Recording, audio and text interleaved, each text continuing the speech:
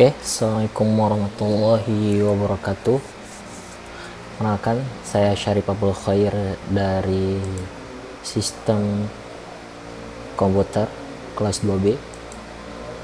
Oke, di sini saya akan menjelaskan sedikit tentang pelajaran Pancasila, tentunya dengan subjudul apa sih contoh penerapan Pancasila atau bagaimana penerapan Pancasila dalam kehidupan sehari-hari. Oke, sebelum kita masuki sila pertama, mungkin di sini saya akan menjelaskan sedikit tentang apa sih itu Pancasila. Oke.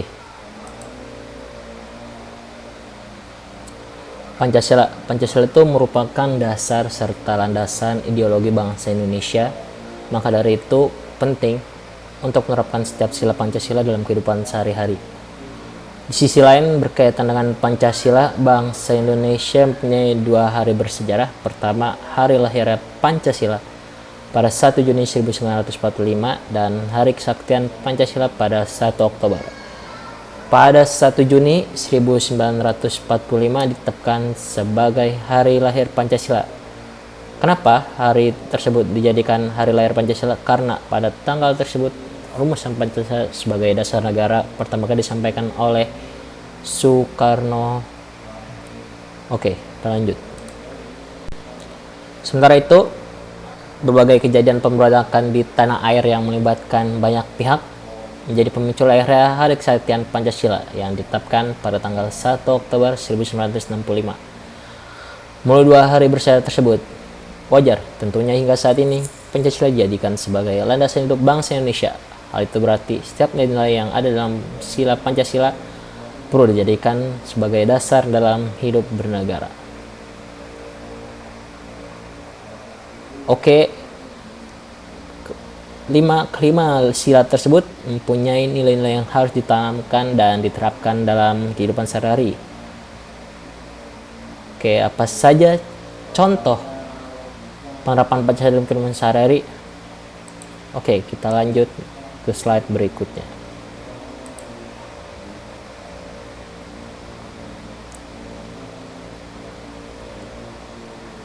Oke, di sila yang pertama ini, ketuhanan yang Maha Esa.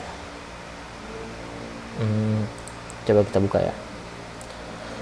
Oke, ketuhanan yang Maha Esa di sini yang pertama, memiliki satu agama atau menjalankan kepribadatan dari agama tersebut. Keperluan terhadap agama tersebut harus diikuti dengan ketakwaan pada Tuhan.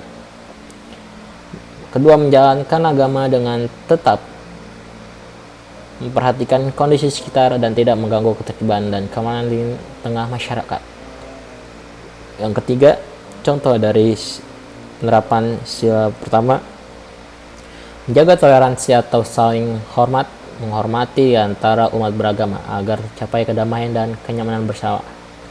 Saling bekerja sama antar umat beragama dalam hal yang bersifat memajukan kepentingan umum, misalnya kerja bakti atau gotong royong desa.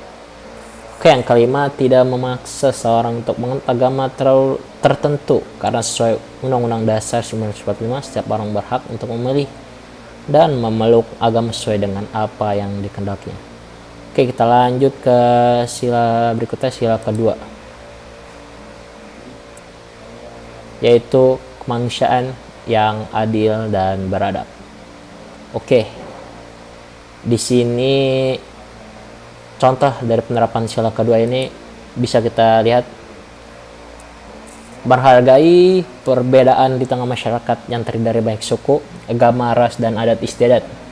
Senantiasa menjaga adab atau kesopanan, kehalusan, dan kebaikan budi pekerti kita dalam berbagai kondisi. Tidak melakukan diskriminasi pada siapapun. Diskriminasi yang dimaksud ialah membeda-bedakan sesama warga negara, baik perbedaan karena tingkat pendidikan, kondisi ekonomi, dan lain sebagainya. Berani untuk menyampaikan kebenaran dan menegur kesalahan seseorang sesuai dengan adab yang berlaku di tengah masyarakat. Menjaga keseimbangan dalam hal pelaksanaan hak dan kewajiban. Jangan sampai hak dan kewajiban kita mencederai hak dan kewajiban orang lain. Oke, ini untuk sila kedua, contoh dari penerapan dari sila kedua. Baik, kita lanjut.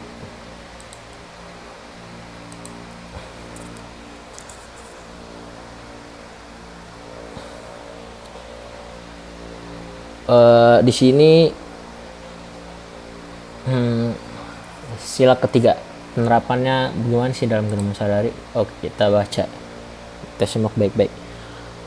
Yang tiga adalah persatuan Indonesia, cinta terhadap tanah air dan menjaga persatuan dan kesatuan bangsa kita, dan mengonsumsi produk dalam negeri agar perekonomian menjadi lebih maju, mengutamakan segala kepentingan negara yang dilakukan untuk mewujudkan tujuan pembangunan nasional Indonesia, berusaha untuk menghasilkan prestasi yang dapat membanggakan bangsa Indonesia baik di tingkat nasional maupun internasional, meningkatkan kreativitas dan inovasi dari diri sendiri atau memajukan bangsa Indonesia, memperluas pergaulan dengan orang-orang baru dari berbagai daerah.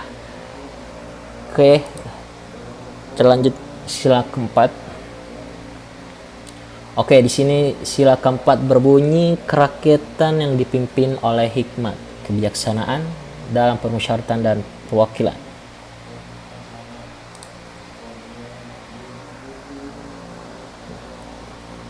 Oke, mengutamakan pengambilan keputusan dengan musyawarah mufakat untuk menyelesaikan setiap permasalahan dalam kehidupan kita.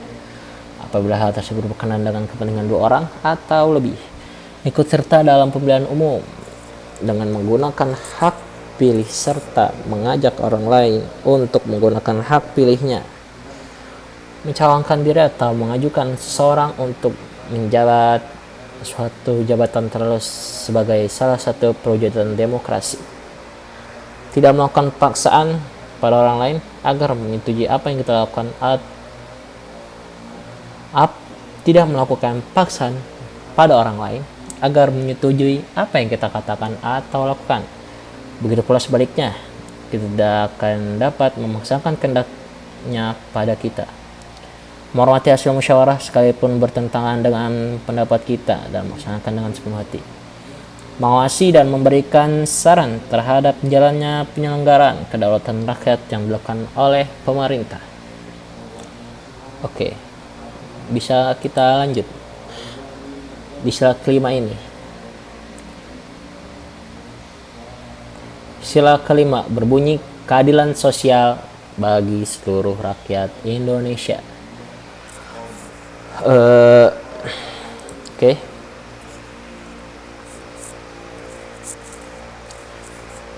Yang pertama di sini ada senantiasa berusaha sebaik mungkin untuk membantu orang-orang yang sedang dilanda kesulitan, meningkatkan kesadaran sosial dengan mengadakan kegiatan membantu sesama seperti bakti sosial, donor darah, konser amal dan lain sebagainya.